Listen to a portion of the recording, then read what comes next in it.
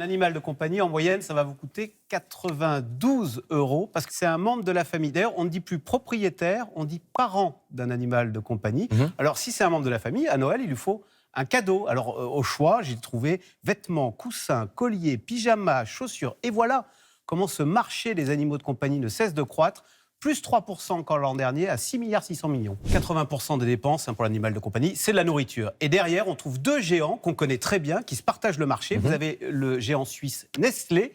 Derrière Nestlé, c'est Friskies, Purina, Fido, Gourmet, etc. Mais le leader mondial, c'est un groupe américain qu'on connaît très bien. C'est Mars, les barres chocolatées, qui possèdent Royal Canin, Whiskas, Kit Kat, etc.